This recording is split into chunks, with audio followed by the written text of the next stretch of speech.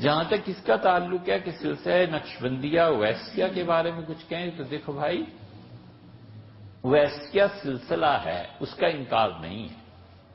حضرت شاہ ولی اللہ رحمۃ اللہ نے لکھا ہے کہ میں اویسی سلسلے سے ہوں۔ غالباً حضرت مجدد رحمۃ اللہ نے بھی اس کی تصریح فرمائی ہے۔ اکابر اولیاء اللہ نے اس نے لکھا ہے، اس کا انکار نہیں ہے، بالکل انکار نہیں کیا جا سکتا۔ لیکن یہ جتنے اویسی سلسلے کے بزرگ گزرے ہیں نا، پہلے انہوں نے ظاہری اس دنیا میں کہیں سے بیعت اور تربیت پائی ہے، اس کے بعد اویسی سلسلہ آیا ہے۔ کوئی شخص ظاہر میں کہیں سے بیعت نہ ہو، کوئی اس کا شیخ نہ ہو، کہیں سے اس کی تربیت نہیں ہوئی، کہیں سے اس نے سلوک اور تصوف اور یہ سب چیزیں حاصل نہیں کی، اور وہ کہے کہ میں سلسلہ اویسیہ سے آیا ہوں، یعنی ڈائریکٹ حضور صلی اللہ علیہ وسلم سے میرا تعلق ہے، تو بھئی یہ تو پھر کوئی بھی دعویٰ کرے گا، اور ذکر اذکار کتابوں میں لکھے ہوئے ہیں وہاں سے پڑھ کے سکھا دے گا۔ یہ چیز ٹھیک نہیں ہے۔ کوئی شخص اس امت میں ایسا نہیں گزرا جو ظاہر میں کہیں نہ کہیں سے بیعت نہ ہوا اور تربیت نہ ہوئی، اور ہماری مراد اس شخص سے جسے اللہ نے کوئی کام لیا۔ ہمارے شیخ ابن تیمیہ رحمۃ اللہ علیہ کے متعلق کہتے ہیں، ابن تیمیہ رحمۃ اللہ علیہ ایک واسطے سے حضرت شیخ عبد القادر جیلانی رحمۃ اللہ علیہ کے خلیفہ ہیں، انہوں نے بیعت کی۔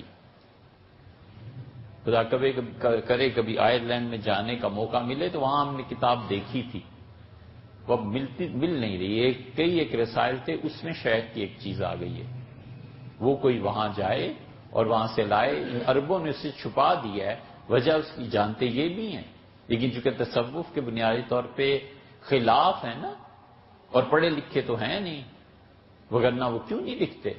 ابن تیمیہ رحمۃ اللہ علیہ خود صوفی تھے، صوفیہ پہ تنقید کرتے رہے، اور دمشق میں سب سے بڑا قبرستان صوفیوں کا جو تھا، شیخ کو اسی جگہ اولیاء اللہ کے درمیان قبر کی جگہ ملی، وہیں تدفین ہوئی۔ فرانسیسیوں نے سارا مٹا دیا۔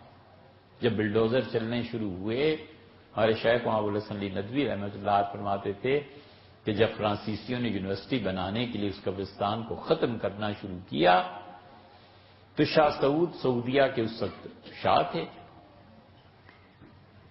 تو اب ان کے ایک دوست وہاں رہتے تھے، تو انہوں نے فوراً فون ملایا اور انہوں نے کہا شاہ سعود سے کہ یہ فرانسیسی سارا قبرستان ختم کر رہے ہیں اور ہمارے شیخ ابن تیمیہ رحمۃ اللہ علیہ کی قبر بھی ختم ہو جائے گی۔ تو پھر شاہ سعود نے دخل دیا اور اسے کہا اس قبر کو نہ چھیڑنا، ویسے تو تم تصوف کے اتنا خلاف، اور تمہارے شیخ ابن تیمیہ رحمۃ اللہ کی قبر پہ بلڈوزر چل جاتا، صحابہ رضی اللہ عنہ کی قبروں پہ بلڈوزر چل گئے، سب کچھ کر لیا، مگر اپنے شیخ کی جب باری آئی نا، انہوں نے کہا نہیں اس قبر کو نہیں چھیڑنا۔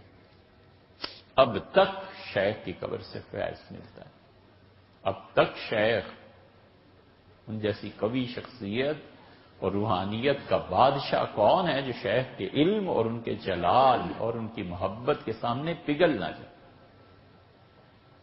اس لیے ظاہر میں تعلق ضروری ہے، ورنہ کوئی بھی دو ٹکے کا ولیعذ باللہ فاسق و فاجر، حتیٰ کہ عقیدے کا پتہ نہیں اٹھ کے کہے گا کہ میں ویسیہ سلسلے میں حضور اقدس صلی اللہ علیہ وسلم کا خلیفہ ہوں، کر لو جو کرنا ہے، کیا کرے آج؟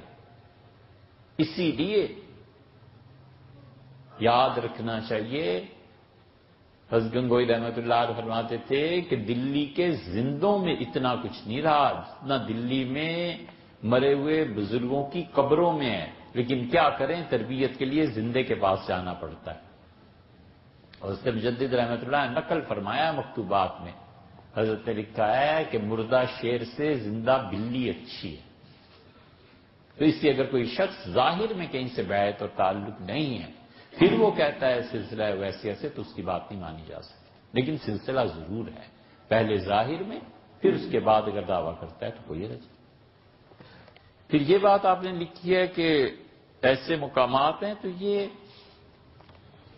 بزرگوں کا کشف ہے لطائف ستہ کے متعلق، پھر بہت اختلافات ہیں کہ کہاں کہاں پائے جاتے ہیں، ناف کے نیچے ہے ایک لطیفہ، سر کے اوپر ہے، پیشانی میں ہے، وسط میں ہے، لطائف ستہ سینے میں ہے، روح، دل، قلب، روح، سر، خفی، اخفا، اس کے کیا کیا طریقے ہیں، یہ سب اولیاء کرام کے اپنے اپنے مکشوفات ہیں. ماننا چاہیے، بہت اچھی بات ہے. نہیں مانتا تو بے ادبی نہ کرے، یہ نہ کہے، مذاق نہ اڑائے، بس اتنی سی بات ہے، مذاق نہ اڑائے. ان بزرگوں پہ کچھ منکشف ہوا ہے، خدا نے کوئی تعلیم انہیں دی ہوئی ہوگی، بھئی آپ کی سمجھ میں میری سمجھ فرض یہ نہیں آتا تو بس چپ کر کے ادب سے گزر جائے. یہ نہ کہے کہ یہ غلط باتیں ہیں، یہ چیزیں ہیں، اس کی تردید کی ضرورت اتنی کیا پیش آ گئی. کون سا سلسلہ سب سے افضل ہے؟ اللہ تک پہنچ جائے نا تو سب برابر ہے. ٹھیک ہے، اللہ تک پہنچتا ہے. آخری سبق تلقین فرمایا تھا حضرت حسین احمد صاحب مدنی رحمۃ اللہ علیہ کو ان کے شیخ مولانا رشید احمد صاحب گنگوئی رحمۃ اللہ علیہ نے. مولانا گنگوئی رحمۃ اللہ علیہ جیسا کوئی دوسرا آدمی نہیں ہے جو دیوبند کے اکابر میں گزرا. بیک وقت تین چیزوں میں اللہ نے حضرت کو بڑا مقام عنایت فرمایا تھا، ایک فقہ میں، ایک حدیث میں، اور ایک تصوف. بہت بڑے صوفی تھے. اتنا بڑا صوفی کون تھا اور دیوبندیوں، اور حدیث میں کمال تھا، اور فقہ میں بھی. حضرت رحمت اللہ بس ایک بات کہنی ہوتی تھی، ایک جملہ کہہ دیتے تھے، وہی کافی ہو جاتا. تو حضرت نے مدینہ منورہ خط لکھا، اور یہ لکھا کہ گرچہ وہاں سب کچھ ہے لیکن کچھ دن کے لیے یہاں گنگو میرے پاس آ جاؤ.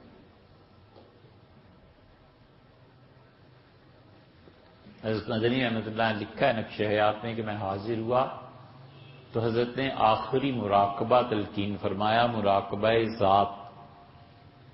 سلسلہ نقشبندیہ میں دائرہ جو ہے نا لا تعین کا، یہ یہی چیز تھی.